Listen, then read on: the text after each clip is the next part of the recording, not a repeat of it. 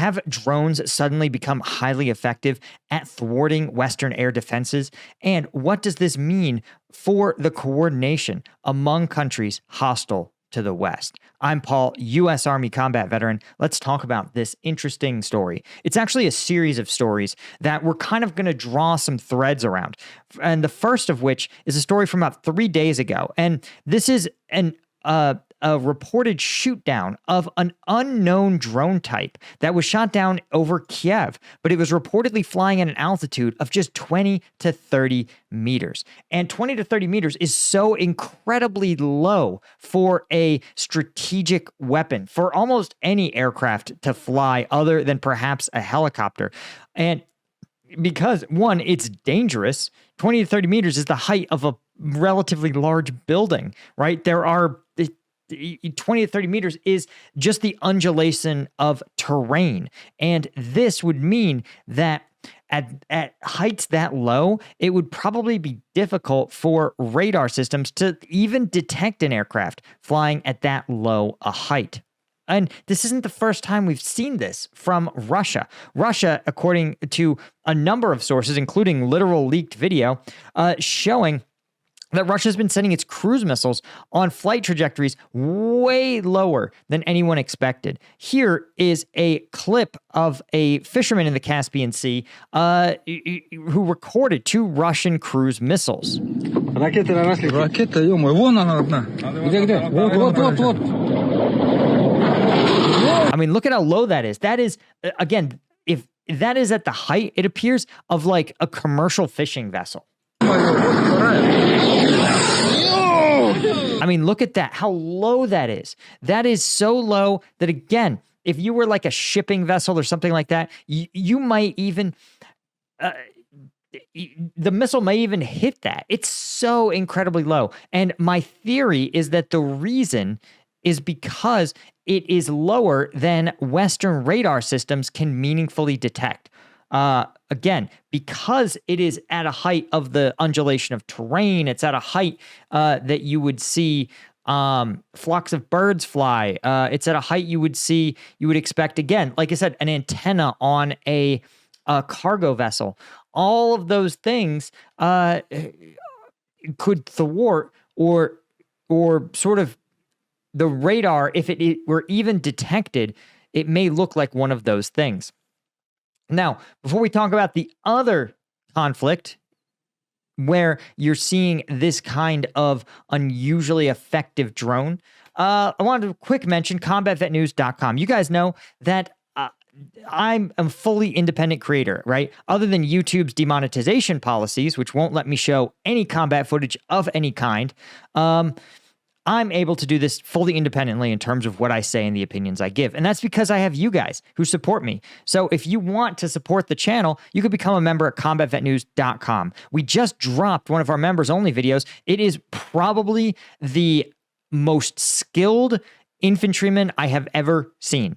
This is a GoPro footage from a Ukrainian soldier who's clearing trenches, aiding wounded buddies, taking on Russians in close quarters. It is absolutely bananas. There's no way in a gajillion years YouTube would ever let me show this video. But if you want to support me, keep me independent, and get access to this crazy footage and the crazy analysis, again, today, literally the best light infantryman I've ever seen, you want to become a member. Specialist tier gets you access to the members only videos. But if you want to participate in the weekly Q&As, right, that's for lieutenant tiers. And if you want the by name shout outs at the end of videos, that's for the true OGs, the alpha males of the colonel tier, or alpha females. There's no sexism here.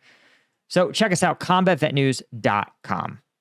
Link is in the description. Okay, here's where things get even more interesting. The Houthis, remember, an Iranian-backed militia group, had an incredibly bizarre and highly effective strike where a Houthi drone traveled 2,600 kilometers from Yemen to Tel Aviv, quote, according to the IDF, quote, exploiting a radar oversight, who killed 1 and injured 10. Now, the IDF attributed this to a Samad 3 drone that had been heavily modified.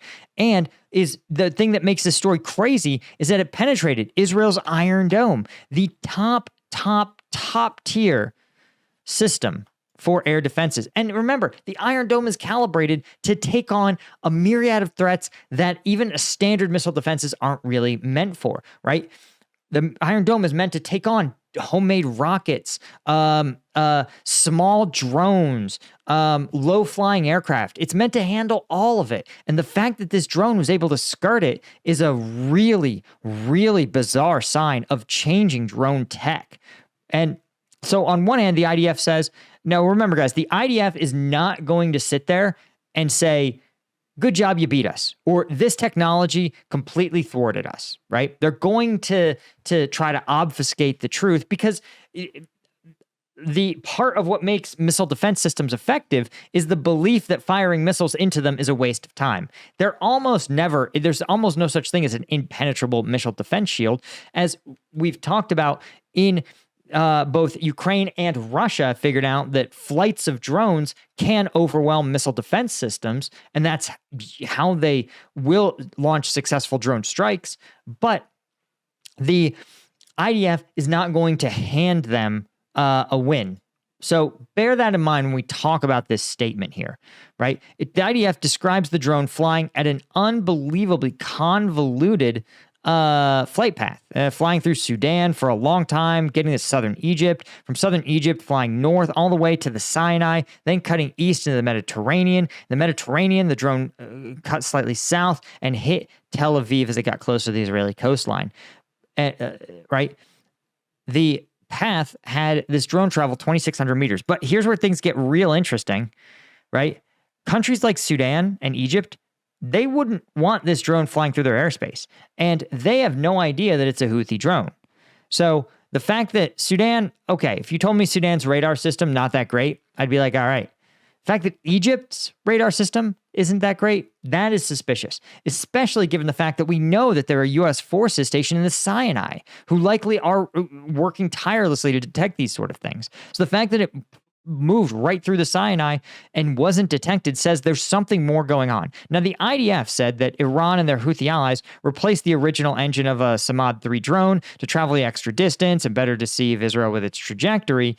The drone traveling just 80 to 100 kilometers an hour, and not anything super brisk, during a 16-hour flight. But they did say that the Israeli radar defenses, the Iron Dome, did pick it up, but only as a blip on its air defense screen. The soldier observing it, they said, the monitor missed the blip entirely or dismissed it as just a blip, given the numerous false positives over the last 9 months, right? Now, this is the thing. It should not have been a blip, guys. If it was a sustained, continual drone, right? The drone didn't fall out of the sky after a second. It appeared and vanished quickly from radar, which is suspicious in and of itself, right?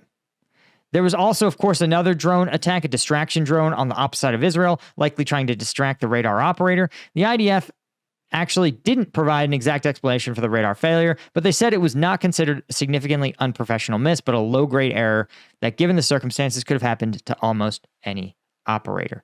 And the air defenses did alert on the drone. It was 5 minutes away, activating warning systems, and that recognized it as a threat. Now, the Houthis claim that the changes they made to the drone made it undetectable to Israeli systems, which is also interesting because, again, it sounds like it may have been. There's something weird about this statement that doesn't add up.